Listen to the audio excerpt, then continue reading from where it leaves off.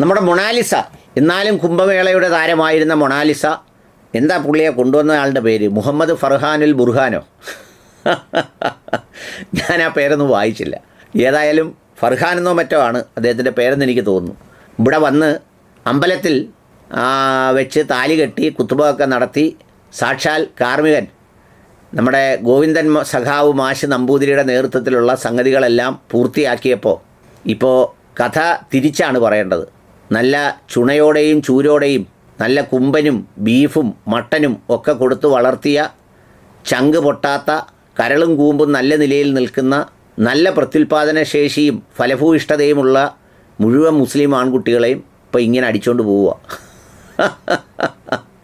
യഥാർത്ഥത്തിൽ ഒരു സമുദായത്തിന് നല്ല കുമ്പനായ 5 മുതൽ 7 വരെ കുട്ടികളെ ഉൽപ്പാദിപ്പിക്കേണ്ട ആൺകുട്ടികളെ മുഴുവൻ നഷ്ടപ്പെടുന്ന സ്ഥിതിയാണ്. ഞാൻ ഓർക്കും, ഈ വിസ്ഡംകാരനും ഈ മുജാഹിദുകാർക്കുമൊക്കെ ഇതൊക്കെ പറഞ്ഞ് അടിക്കാൻ നടക്കാതെ നിങ്ങളിറങ്ങി ഈ ആമ്പിള്ളാരെ ഇങ്ങനെ ബാക്കിയുള്ള സമുദായത്തിൽപ്പെട്ടവർ തട്ടിക്കൊണ്ട് പോകുന്നതിന് നമ്മുടെ രാഹുൽ ഈശ്വറുമായി കൂടി ഒരു കമ്മീഷനോ എന്തെങ്കിലും ഉണ്ടാക്കി ഞങ്ങളുടെ ആൺകുട്ടികളെ ഞങ്ങൾക്ക് വേണം എന്ന് പറഞ്ഞൊരു സമരം തുടങ്ങേണ്ട കാലമായിരിക്കുന്നു. ഇത് ഞാൻ നിസ്സാരമായിട്ട് പറഞ്ഞതല്ല. ഇന്നലെ ഞാനൊരു സമൂഹ വിവാഹത്തിൻ്റെ കാര്യം നമ്മുടെ ഒരു സുഹൃത്തിനോട് ആലോചിച്ചപ്പം പുള്ളി പറയുക, അതിനിപ്പോൾ പെൺകുട്ടികളെ കിട്ടാൻ പാടാ, ആൺകുട്ടികളുടെ സമൂഹ വിവാഹം നടത്തേണ്ട സ്ഥിതിയാണ്. എന്ന് വെച്ചാൽ 10-15 പേരുടെ ഫോട്ടോ കാണിച്ചിട്ട് ഇതിന് പറ്റുന്ന പെണ്ണിനെ എവിടെയെങ്കിലും കിട്ടുമോ എന്ന് ചോദിച്ചാൽ ഒരുപാട് അമ്മയും അച്ഛന്മാരും ഇപ്പോൾ ആൺകുട്ടികളെ തരാൻ തയ്യാറാവുമെന്നാണ് പറയുന്നത്. അത്ര ദൗർലഭ്യമുള്ള സമയത്താണ് ചാരായം കുടിച്ച് ചങ്ക് പൊട്ടാത്ത, ചെറുപ്പം മുതൽ നല്ല വൃത്തിയായിട്ട് വളർത്തിക്കൊണ്ടുവരുന്ന, കൃത്യസമയത്ത് സുന്നത്ത് കല്യാണമൊക്കെ ചെയ്ത് മൂത്രനാറ്റമൊക്കെ മാറ്റി ഭംഗിയാക്കി കൊണ്ടുവരുന്ന ആളുകളെ ഇതുപോലുള്ള പെണ്ണുങ്ങൾ അടിച്ചുകൊണ്ട് പോകുന്ന ഒരു കാലത്തെക്കുറിച്ച് ഇനി തിരിച്ച് പറയേണ്ടി വരുന്ന ഒരു സ്ഥിതിവിശേഷം ഉണ്ട് എന്നുള്ളതാണ് ആമുഖമായി പറയാനുള്ളത്. ഇനി നേരെ ബാബുവണ്ണൻ്റെ പോസ്റ്റിലേക്ക് വരാം. ബാബുവണ്ണൻ പറയുന്നത്, മൊണാലിസയുടെ വിവാഹം എന്തുകൊണ്ടാണ് ക്ഷേത്രത്തിൽ വെച്ച് നടത്തിയത്? പാളയം പള്ളിയിൽ വെച്ചോ അഥവാ ഇസ്ലാം ആചാരപ്രകാരമോ ഈ വിവാഹം നടത്താതിരുന്നതിൻ്റെ കാരണം മൊണാലിസ ഒരു ഹിന്ദു മതക്കാരിയാണ് എന്നതുകൊണ്ടാണ്.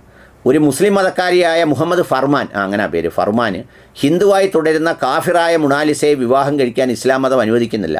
മൊണാലിസ ഇസ്ലാമായി മതം മാറിയാൽ മാത്രമേ ഈ വിവാഹത്തെ മതപരമായി അംഗീകരിക്കാൻ ഇസ്ലാമിന് കഴിയൂ. അങ്ങനെയല്ലെങ്കിൽ ഇസ്ലാം പുരോഹിതർ അത് തുറന്നു പറയണം. കേരള സ്റ്റോറിയുടെ ഒരു കാപണ്യമാണ്. ഇസ്ലാം മത പുരോഹിതന്മാരൊന്നും ഇത് പറയത്തൊന്നുമില്ല. ഇതിനൊന്നും അവർക്ക് നേരമില്ല. അവർ അതേസമയമില്ല ബുജാറുൽ സിജാർ എന്തുവാണെന്നുള്ളതിനെക്കുറിച്ച് അവർ ചർച്ച ചെയ്തുകൊണ്ടിരിക്കുക. എന്നാൽ എനിക്ക് ചില മറുപടിയുണ്ട് ബാബുണ്ണ. അതിലൊന്നാമത്തെ മറുപടി എന്താണെന്നറിയാമോ? ഇപ്പോൾ അവിടെ നിർത്തി തന്നെ നിക്കാഹി ചെയ്യുന്ന ഞങ്ങളുടെ മുസ്തഫ മൗലവിയൊക്കെ ഇറങ്ങിയിട്ടുണ്ട്. മതമൊന്നും മാറണ്ട, അവിടെ അതാത് മതത്തിൽ നിർത്തിക്കൊണ്ട് നിക്കാഹ് നടത്തി കൊടുക്കാനുള്ള ഒരു ഉതിർ പുള്ളി കണ്ടുപിടിച്ചിട്ടുണ്ട്. ഞാൻ കേട്ടില്ല അതെന്താണെന്ന്. ഇടയ്ക്ക് ആ വീഡിയോ ഇങ്ങനെ എൻ്റെ മുന്നിലൂടെ പോയി. അപ്പം ഞാൻ മനസ്സുകൊണ്ട് ആലോചിച്ചു, അതിനും ഒരു പരിഹാരമായി. ഇനിയിപ്പം മതം മാറ്റിയെന്ന് വേണ്ട, അതായത് രാധാമണിയായി നിലനിർത്തിക്കൊണ്ടും ആസനാരൂഞ്ഞിന് കെട്ടാം. അതുപോലെ തന്നെ തങ്കപ്പണ്ണനായി നിലനിർത്തിക്കൊണ്ട് ബീബി ഖദീജയ്ക്കും കെട്ടാം. അതിനുള്ള ഒരു ഉതിർ നമ്മുടെ ഇപ്പോഴത്തെ കാലത്തിന് അനുയോജ്യമായ രീതിയിൽ അതിന് ചില പഴുതുകളൊക്കെ നമ്മുടെ മുസ്തഫ മൗലവി കൊണ്ടുവന്നിട്ടുണ്ട്. അപ്പോൾ അതുകൊണ്ട് ഇനിയിപ്പോൾ അതിന് പാളയം പള്ളിയും മതം മാറുന്നതിന് പ്രശ്നമൊന്നുമില്ല. ബാബുവണ്ണം തെറ്റിദ്ധരിക്കരുത്. പിന്നൊരു കാര്യമുള്ള എന്താണെന്നറിയോ? ഈ ചില പ്രത്യേക സന്ദർഭങ്ങളിൽ അറിഞ്ഞോ അറിയാതെയോ എല്ലാവരും മുസ്ലിം ആവുന്ന ഒരു സ്ഥിതിയിലേക്ക് വരുന്നുണ്ട്. അത് ബാബുവണ്ണം ശ്രദ്ധിക്കുന്നുണ്ടോ? അതിനെതിരെ എന്തെങ്കിലും ഒരു പരിപാടി നടത്തണം. അതിലൊന്നാമത്തെ കാര്യം ഇപ്പോൾ ഈ നോമ്പ് കാലത്ത് കണ്ടായിരുന്നോ? എല്ലാ നോമ്പ് വരുമ്പോഴും ഒരു നിലവിളിയാണ് വോട്ടറടയ്ക്കുന്നതെന്ന്. ഇപ്പം ആ കള്ള ജിഹാദി ഹിമാറുകാർ ആരൊക്കെ, ആ ഇറാനും ആ പറയുന്നത് മറ്റേ നമ്മുടെ അമേരിക്കൻകാരനും ഇസ്രയേലുകാരനും എല്ലാം കൂടെ ചേർന്ന് ഈ യുദ്ധം ഉണ്ടാക്കി എത്ര ഹോട്ടലുകളാണ് ഈ റംസാൻ മാസം അടച്ചേക്കുന്നത്? എത്ര ഹോട്ടലുകളാണ്? മലപ്പുറത്തൊക്കെ പലയിടത്തും ചെല്ലുമ്പോൾ ഞങ്ങളുടെ നാട്ടിൽ പോലും ഇന്നലെ ഭക്ഷണത്തിനൊക്കെ ചെന്നപ്പോൾ പലയിടത്തും ഗ്യാസില്ല, ഗ്യാസ് തീർന്നാഹേ ഇത് വാർത്താ എന്ന് എഴുതി വെച്ചേക്കുന്ന അവിടെ ഗ്യാസ് കഴിഞ്ഞെന്ന്, കഥ കഴിഞ്ഞെന്ന്. ഒന്ന് ആലോചിച്ച് നോക്കിയേ. അതൊരു ആസൂത്രിത സംഭവമാണ്. ഈ റമദാൻ മാസമായിട്ട് മനഃപൂർവ്വം മുസ്ലിം ജിഹാദികളെ സഹായിക്കുന്നതിന് വേണ്ടിയാണ് ഈ ഇന്ധന ഷോർട്ടേജ് ഉണ്ടാക്കി ഈ ഹോട്ടലുകളെല്ലാം അടപ്പിച്ചത്. ഇപ്പോൾ ഈ റമദാൻ മാസമായിട്ട് ഉച്ചയ്ക്ക് ഇച്ചിരി വെള്ളം കുടിക്കാൻ മലപ്പുറത്ത് ആരെങ്കിലും ചെന്നാൽ എന്തോ കുടിക്കുമെന്നാ. അതൊരു പ്രശ്നം. രണ്ടാമത്തെ കാര്യം എന്താണെന്നറിയാമോ? ഇപ്പോൾ ചില സവിശേഷമായ സമയം വരുമ്പം ആളുകളെ മുസ്ലിം ആക്കുന്ന ഒരു സുന്നത്ത് കല്യാണം വ്യാപകമായി ഇപ്പോൾ ആരോഗ്യ മേഖലയിൽ നടക്കുന്നുണ്ട്. അതിനെതിരെ ബാബുവണ്ണൻ രംഗത്തിറങ്ങണം. ഞാൻ അന്വേഷിച്ചപ്പോൾ അറിഞ്ഞത് അമേരിക്കയിലെ 90% സ്റ്റേറ്റുകളിലും ഈ സുന്നത്ത് കല്യാണം വളരെ നിർബന്ധമാണ്. മംദാനി വന്നപ്പോഴൊന്നും ഉണ്ടാക്കിയതല്ല, പരമ്പരാഗതമായി അങ്ങനെ ഉണ്ടാക്കിയിരിക്കുകയാണ്. എന്താണെന്ന് വെച്ച് കഴിഞ്ഞാൽ ഈ രോഗം വരാതിരിക്കാനും മൂത്രത്തിൻ്റെ നാറ്റം പോകാനും ഒക്കെ ഇത് ചെയ്തേ മതിയാവൂ എന്ന നിയമം പല സ്റ്റേറ്റുകളിലും ഉണ്ട് എന്നാണ് പറയുന്നത്. അതും ഒരു ആസൂത്രിതമായ ജിഹാദിവൽക്കരമാണ്. പല ഡോക്ടർമാരും ഇപ്പോൾ പല സന്ദർഭങ്ങളിലും മറ്റിതര പല സമുദായത്തിൽപ്പെട്ടവരെയും അതുപോലെ ചെയ്യുന്നത് വളരെ ഗുരുതരമായ, ഈ നേരത്തെ അണ്ണൻ സൂചിപ്പിച്ചതുപോലെ അവരെ മനഃപൂർവ്വം കാഫറിൽ നിന്ന് മുസ്ലിം ആക്കാനുള്ള ഒരു ശ്രമത്തിൻ്റെ ഭാഗമാണെന്ന് ബാബു അണ്ണൻ ന്യായമായും സംശയിക്കണം.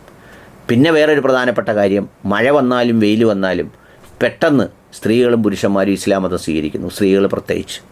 അതായത് വെയിൽ വരുമ്പോൾ അവർ ഷാള് എടുത്ത് തലയിലേക്ക് ഇടുന്നു. തല മറച്ചാൽ അത് സ്വാഭാവികമായ ഒരു ജിഹാദീവൽക്കരണമാണല്ലോ.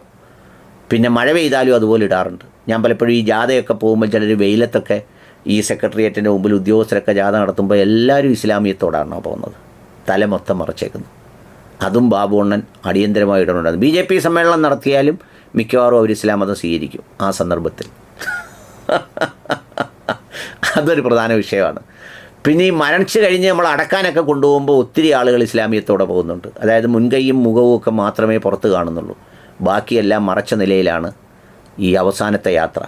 അവിടെയും ഒരു ഇസ്ലാമികവൽക്കരണത്തിൻ്റെ ചില ലക്ഷണങ്ങൾ കാണുന്നുണ്ട്. അപ്പോൾ അതുകൊണ്ട് അണ്ണൻ ഇതെല്ലാം കൂടി കൂട്ടിപ്പിടിച്ചെടുക്കണം. ഏതൊക്കെ ഈ അമ്പലത്തിൽ കൊണ്ടുപോയി ഇത് ചെയ്യുന്ന കാര്യം, മാർക്കം ചെയ്യുന്ന കാര്യം, പിന്നെ അതുപോലെ തന്നെ ഈ തുണി പതയ്ക്കുന്ന കാര്യം, അതെല്ലാം ഇതുപോലെ ചെയ്യണം. പിന്നെ ഇപ്പോൾ മാസ്കിൻ്റെ കാലം കൂടി വന്നപ്പോൾ ഒന്നുകൂടെ കൂടി. അതായത് ഒരുപാട് ആളുകൾ ഇപ്പോൾ കണ്ണ് മാത്രമേ കാണുന്നുള്ളൂ. അതും മുസ്ലിങ്ങളിൽ ചിലരിങ്ങനെ വായെല്ലാം മൂടിക്കെട്ടിക്കൊണ്ട് പോകുന്നവരുണ്ട്. അതുപോലെ മാസ്ക് കെട്ടിക്കൊണ്ട്, കാരണം അത് മൂടിക്കെട്ടിക്കൊണ്ട് പോകുമ്പം വലിയ പ്രശ്നമുണ്ടെന്ന് പറയുന്ന ഒത്തിരി പേരുണ്ട്.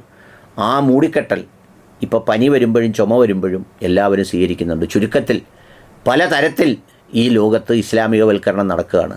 അതിനെതിരെ RV ബാബു അണ്ണൻ ശക്തമായി രംഗത്തിറങ്ങണമെന്ന് വിനീതമായി അഭ്യർത്ഥിക്കുന്നു.